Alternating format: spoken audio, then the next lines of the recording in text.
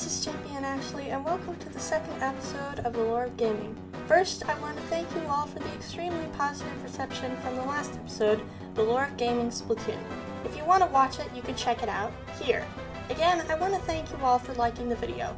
Now that all thanks have been given, let's get into the video. Pokémon is a series that, like the Mario series, isn't really known for its stories, but for its gameplay instead. However, it's not like the stories are shabby, far from it. In fact, like Splatoon, Pokémon has a past that is not only deep, but complex as well. The Pokémon world consists of many regions, 6 to be exact, and all of them have organizations that have a theme of evil deeds, and want the Guardian, or Guardians, of each region called legendary Pokémon to help power their evil goals. I shall be explaining how these evil plots relate to the entire chronology of the Pokémon world. Remember, like the last episode, the order that I describe these games is not fact. The order is the way that I, not you, have shown these games and is not a confirmed timeline. Also, before I put up an annotation for this, there'd be spoilers in this video. With all that's been said, grab your Pokeballs and hold on to your childhoods, and let's jump into the world of Pokemon.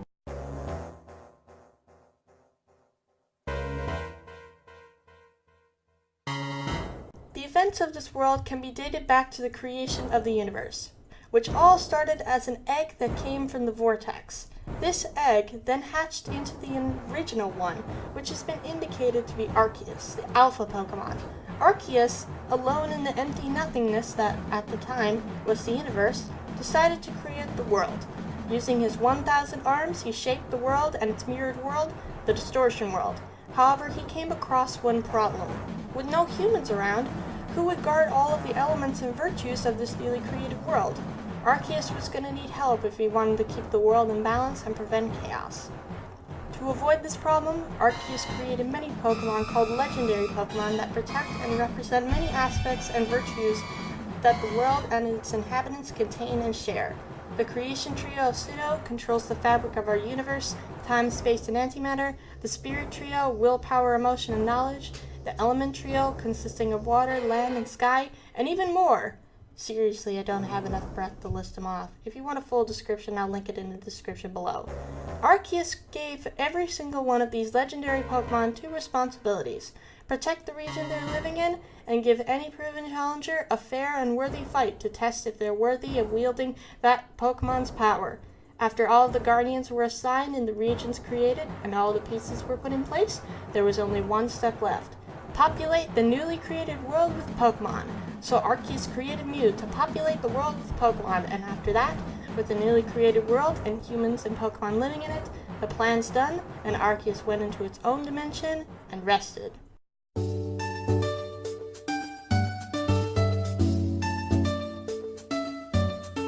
After the humans' arrival into the newly created Pokemon world, with these new Pokemon helping, technical and cultural advancement was happening every single day. As the years passed by, the humans and the Pokemon lived in peace and harmony, until an unknown war broke out in the region of Kalos, and many casualties and deaths were inflicted on the soldiers and Pokemon, including the flower Pokemon Floette that was killed in battle. Floette's trainer, AZ, was devastated at his loss and went insane just to bring his beloved Pokemon back from the Lavender Town grave. Through unknown means, AZ managed to create a machine containing the powers of the Guardians of Kalos, the Guardian of Death, Yveltal, to suck all of the life of all Pokemon that was needed for the machine to work, and the Guardian of Life, Xerneas, to give life to the dead Floette. The machine worked. Floette was brought back from the grave, but it didn't stop there. Despite his beloved Pokemon being back from the grave, AZ couldn't forgive the people who killed Floette, and in his rage and thirst for revenge, he turned his machine into a weapon that was capable of mass destruction. He fired the weapon, causing mass destruction on both sides, and ended the war. Realizing what AZ had done to not only end the war, but to bring it back at the cost of many Pokemon's lives, Floette, saddened and terrified, left AZ, and neither was ever heard of for 3,000 years. Meanwhile, in another region named Unova, another war would shape the past and future of the region forever. In this region, a king ruled over the land with his two sons that train and connect with the legendary Tau dragons, Zekrom and Reshiram, and his Pokemon friend Victini, the victory Pokemon. For many years, collaboration between these rulers and legendary Pokemon had run smooth for many years and the land was prosperous. However, this would soon turn to tragedy. The king's two sons had been building a rivalry between each other about which one was better, ideals or truth, Zekrom or Reshiram. This rivalry then erupted into a war between the two, which seemed to last for eternity. The sides were evenly matched as both sides wielded a legendary Pokemon and the skills of the brothers was even. The war lasted until both dragons collapsed from exhaustion and wounds and transformed into a dark and light stone. Without the dragons, the brothers decided to put aside their differences and put their dragon Pokemon and friends into a secret place, and knew that the stones would awaken one day and serve under the chosen trainer. Peace once again returned to Unova, and the Pokemon world has never been hit by a war with the magnitude of Kalos and Unova's civil wars, and thus, the world enjoyed a long and prosperous era of world peace, and the tales of AZ, Floette, and the Tau duo faded into legends.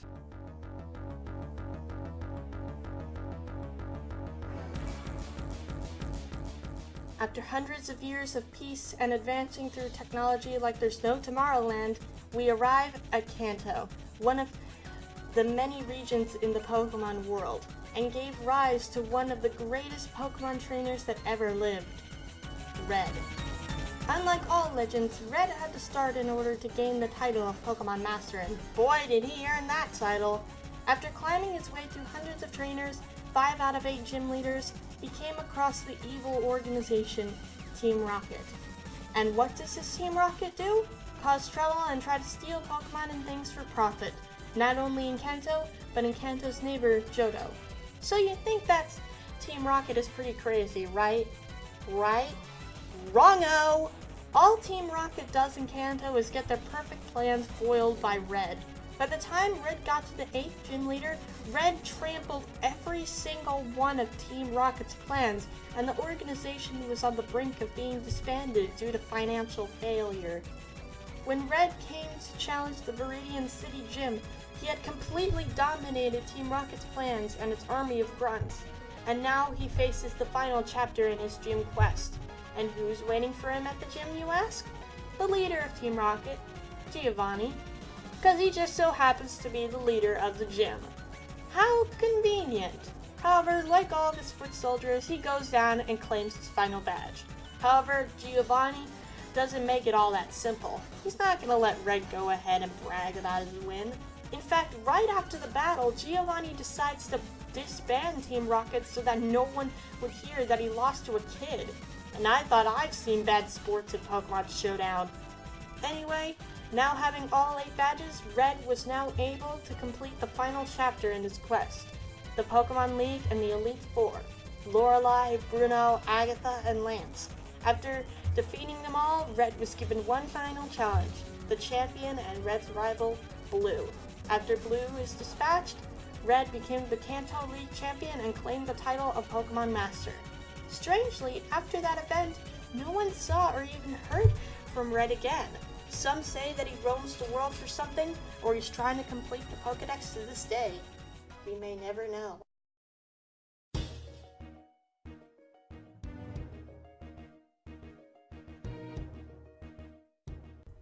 Continuing our look at the Pokemon world, we come to Kanto's neighbor, Johto, home to another great Pokemon trainer, or should I say, trainers. Yes, Johto had 2 Pokemon experts, Ethan and Lyra. For this story, I shall be referring to Lyra. Like Red, Lyra had to start somewhere, and like Red, Lyra gathered 8 total badges, tested by hundreds of trainers, and faced off against Team Rocket. However, instead of eradicating Team Rocket completely, Red did that for you. Instead, Lyra's job is to get rid of the remaining Team Rocket executives and grunts trying to get Giovanni back in the game. Bit of a lost cause, actually. Even so, they go down easily, and Lyra then goes to challenge the Johto League. Not even Lyra's red-headed rival that is secretly Giovanni's son can stop her. Not even the Elite Four consisting of Will, Koga, returning from Kanto Bruno, and Karen.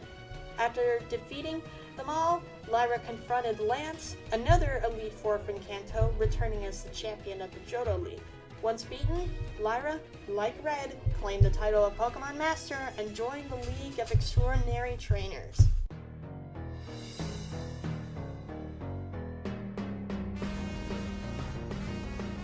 Jumping on our Milotic, we arrive at the islands of Hoenn, the home of the first Pokemon to use the most OP mechanic, Mega Evolution, the power to transcend the confines of evolution, and gain the true potential of a Pokemon.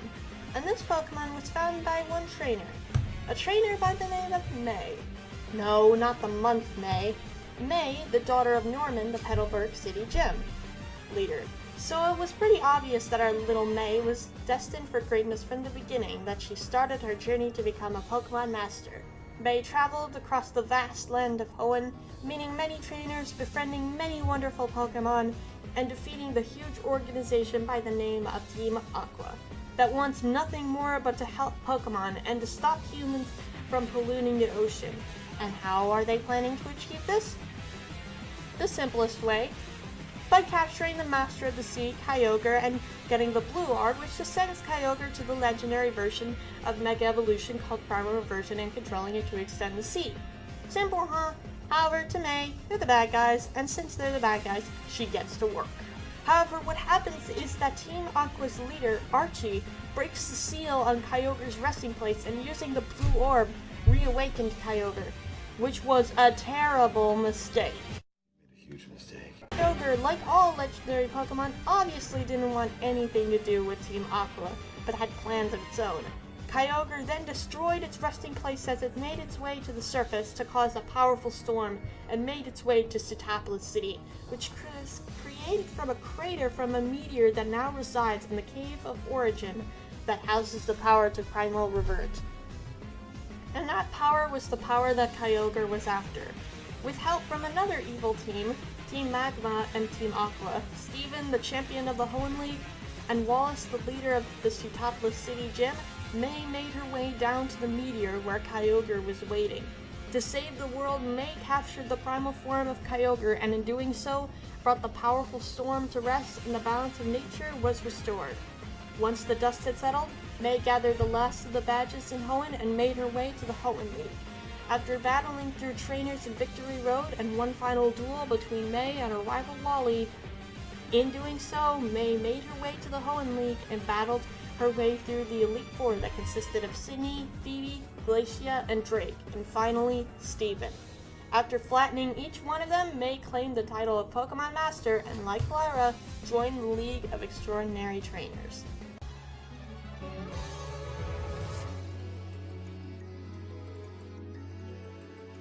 After the dust had settled, May returned to her home, Little Rotune, and after a few days, May is informed by her mom and dad that a meteor shower was going to take place the next day, and that her mom had tickets for May and her next door, Brendan. After leaving, May bumped into a strange girl by the name of Zinnia, who apparently knew that May was the champion. Word travels fast, she says. Either that or she's been stalking May. If you ask me, I'll take Zinnia's word. Anyways, after the abrupt meeting, it is revealed that this Zinnia girl is a thief of Mega Evolution Keystones by taking Brendan and Wally's Keystones. After deciding she's gonna go after her, she gets an urgent call from Steven to come to the Devon Corporation in Rustboro City, since apparently the world can't stay safe for even a few seconds without May. Instead of Kyogre planning on destroying the world, instead we're facing off against a meteor that's 6 miles in diameter. I'm getting a distinct taste of deja vu here. Whoa! Wrong series, actually. We're gonna save the good episodes for later. Wait, I got sidetracked. Wait, where was I? Oh yeah, the meteor. Continuing on, this meteor was heading straight for Hoenn. However, May had a plan. Or more accurately, Steven had a plan. What he wants is to use a machine to rip a hole in space and time and have the meteor fly right through it. Turn it on, flip a couple switches, and watch the money roll in. Easy squeezy, lemony fun times, right? Well, obviously Zinnia doesn't agree with that idea at all. Because according to her, she comes from a tribe called the Draconid people that foretold that this event would happen, and that there's another world that is the same as the one that May, Ren, and Lyra live in, but has a few tiny changes. It's like Martha and Lucina from Smash Bros. Wait, sidetracked again. Wait, where was I? Oh yeah, Zinnia. She says that this mirror Hoenn would get destroyed if we sent the meteor to them.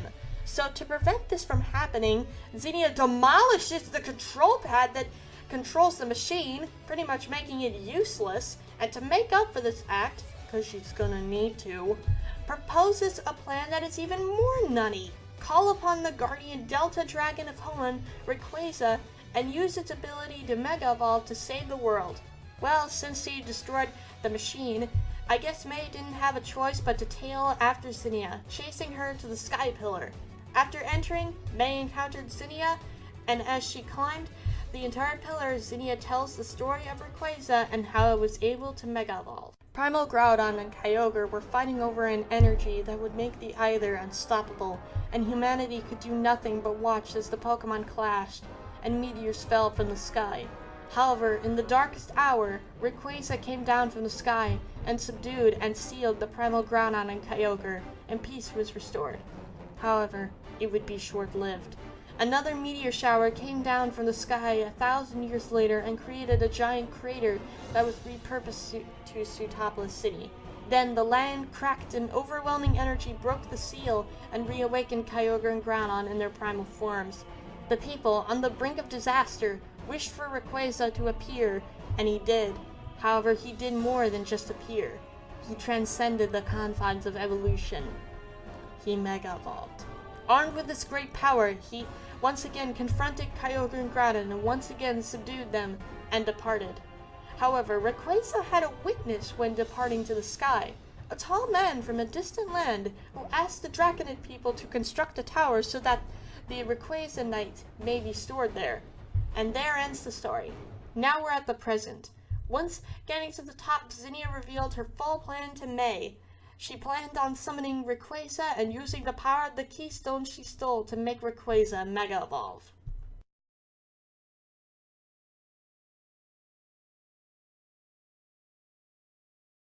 Oh, good morning, guys. I forgot to tell you that she knocked out May so that the day when the meteor would fall would come. Zinnia then summoned Rayquaza, but there was a problem. Rayquaza didn't have enough power. Yet May had a solution, summed up by the meteorite that she had on her that Rayquaza took and swallowed. Only then was he ready to face off against May and be captured by her. After the deed was done, Zinnia helped May out for a final time by teaching Rayquaza the move that allows it to Mega Evolve, Dragon Ascent. Afterwards, Zinnia challenges May to a final duel to prove if May is worthy of wielding Rayquaza's powers. After the battle, all of the world was relying on May and Rayquaza to destroy the meteor, and May did just that. With DBZ music in the background, May flew up space on Rayquaza and used Dragon Ascent to destroy the meteor. However, the being living inside the meteor wasn't going to let May get away without a fight, and awakened as the DNA Pokemon from space, Deoxys, and challenged May to a battle, and May captured Deoxys, and the cataclysm was averted.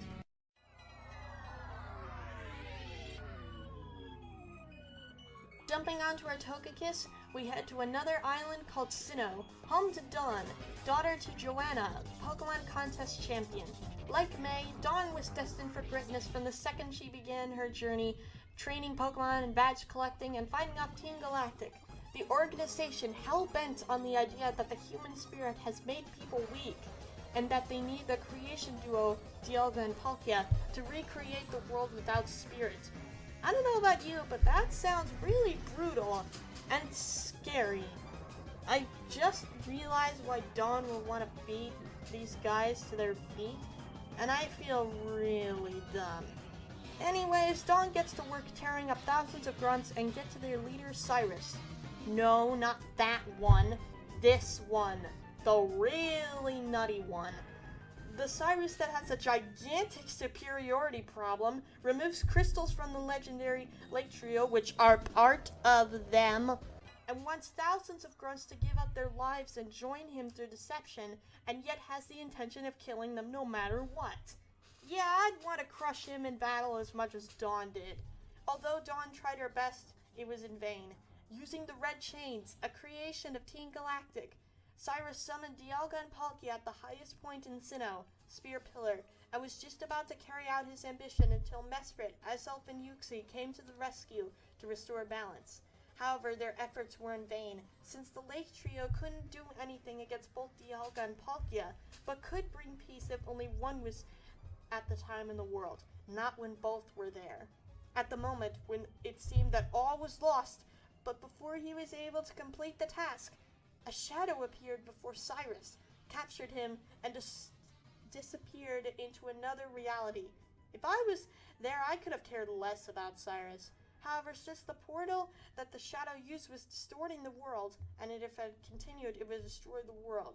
So Dawn had no choice but to jump into the portal with the champion of the Sinnoh League, Cynthia, and found themselves into another dimension by the name of the Distortion World, which was the Shadow's home. Cynthia then told Dawn the tale of the unknown world. To keep the balance of the world, no, I already covered you both, keep calm, you're up next.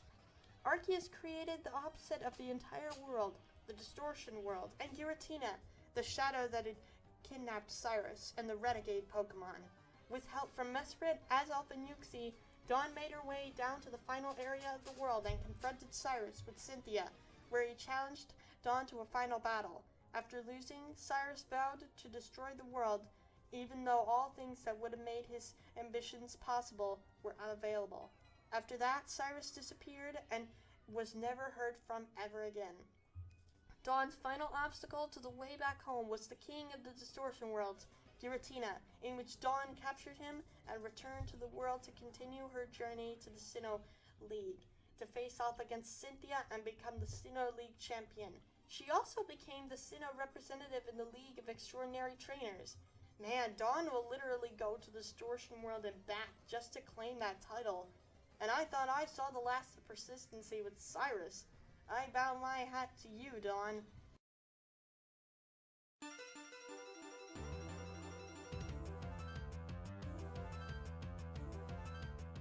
Getting on our freshly caught Rayquaza, we make our way to our second last stop, Unova, home to the legendary representations of the Tao duo, but we'll get to them later.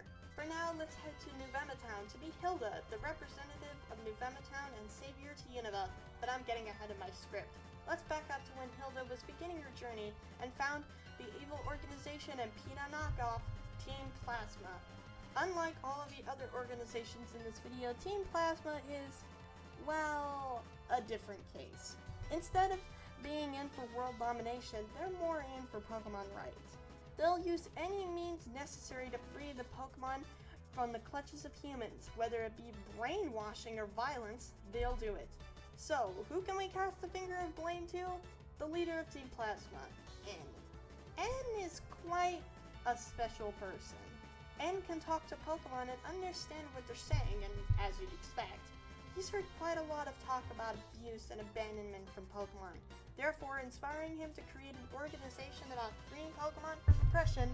However, brain showering doesn't seem to be the kind of tactic N is comfortable with. So instead of, like Archie, N has decided on the most effective and unorthodox way of completing Team Plasma's goal, unleashing Reshiram from its slumber in the Lightstone and using his power to force all trainers in the world to release their Pokemon, which is a plan Hilda does not HMO to fly with. In order to stop N and Reshiram, Hilda must find Zekrom and the Counter Dragon of Ideals, which also resides in a Darkstone. Hilda then found the stone and went to the Unova League for her final challenge. Once making her way to the champion, Alder, she finds out that N defeated Alder before her and raised the Team Plasma HQ from the ground and surrounded the Unova League. N then challenged Hilda to one final battle to decide the fate of the world. After making her way through the entire castle, she comes across N in the throne room, where N speaks of Hilda as his opposite, yet is equal, despite Zekrom wasn't awakened at the time. It seems that N pretty much jinxed himself or Zekrom hurt him, but straight after he gave his speech, Zekrom erupted from the stone and Hilda claimed Zekrom for herself, making her the chosen hero, the warrior of ideals. I made that title up because it sounded cool. Just wanted to make that clear. Getting back on topic, Anne and Hilda faced off in a battle to decide the fate of the Pokemon world. Hilda wins, the world stays the same. Anne wins, and Pokemon would be segregated from humans forever. No pressure, right? There's definitely no pressure in this battle. You know that Hilda is gonna make it out okay. Hilda defeated Anne, and the Pokemon world ended up alright. But Team Plasma wasn't going to let Hilda get away with defeating N, as Ghetsis, helper and foster father to N, leaps out of the shadows and reveals that N was just a pawn, and that Team Plasma was secretly planning for world domination. So I guess we gotta battle him to finish it all off. Without overwhelming resistance, Hilda beat Ghetsis and survived, which is quite the impressive task. After being taken away by Alder and your rival Sharon, leaving Hilda with N. N gave Hilda a speech about the morals of Team Plasma and how it took so long to see how foolish those morals were. He then tells Hilda that he was then going to roam the world on Reshiram to see the world and meet all Pokemon, big or small, strong or weak, he'll meet them all. What happens after this event and what happened to N and Hilda is unknown, but we'll get to N in the next 2 years. Bye guys, see you in the next 2 years!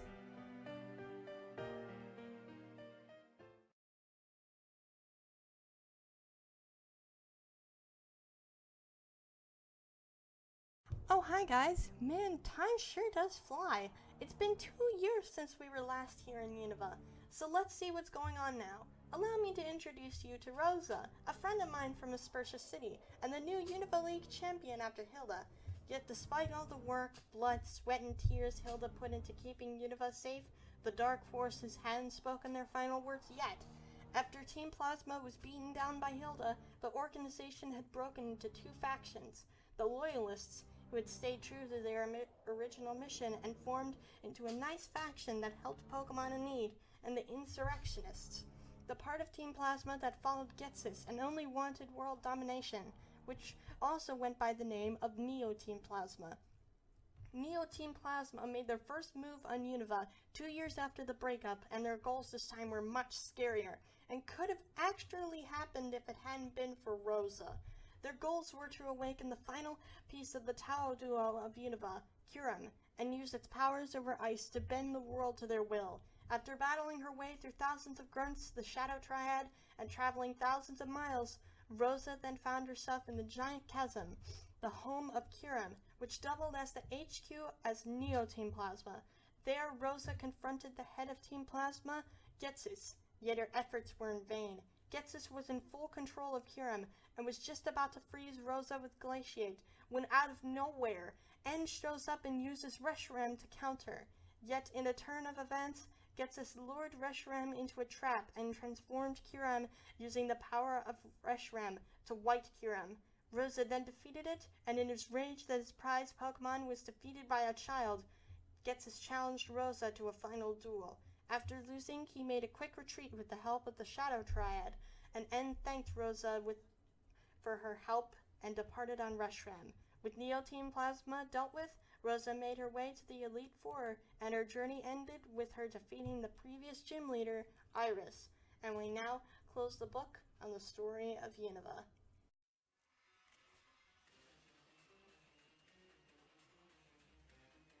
After finishing our travels in Unova, we jump onto our Zekrom for a final time to fly over to our final destination, Kalos, the birthplace of Mega Evolution and home to Serena, who joined her journey to become a Pokemon Master.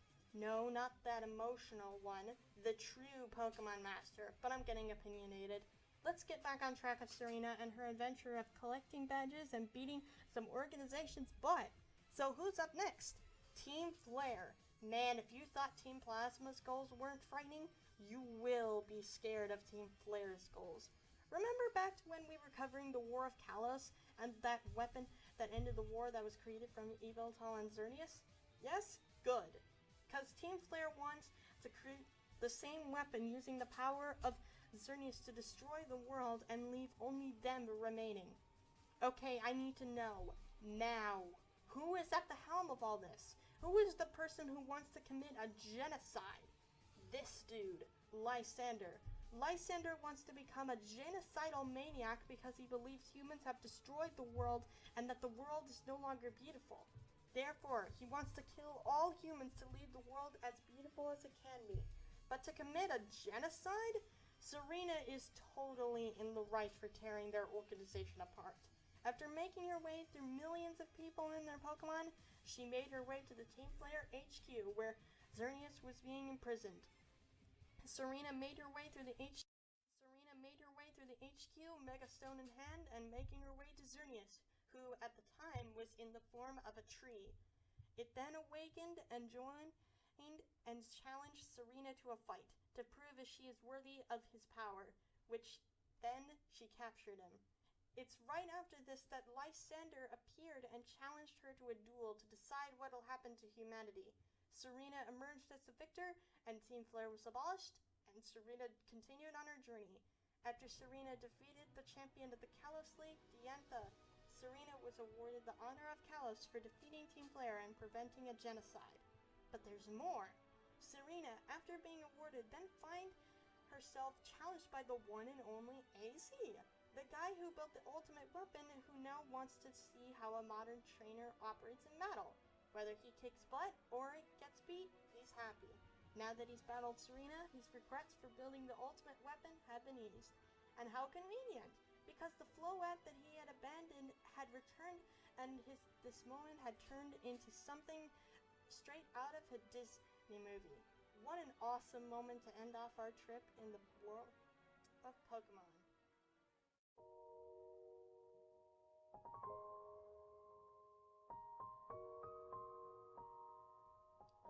The world of Pokemon, while a creative one, can be a repetitive one. But for its repetitiveness, it's quite an awesome one too. And with a new adventure on the horizon, the lore will only get better. Thanks guys for watching this month's Lore of Gaming. Special thanks goes to Nintendo for supplying these amazing games. And big thanks goes to two beautiful people, Munching Orange and Omega Evolution, for supplying the footage for this video. Thanks guys for watching. I'm Champion Ashley, and in the next episode, I'm going to be doing something festive for next month. See you guys later!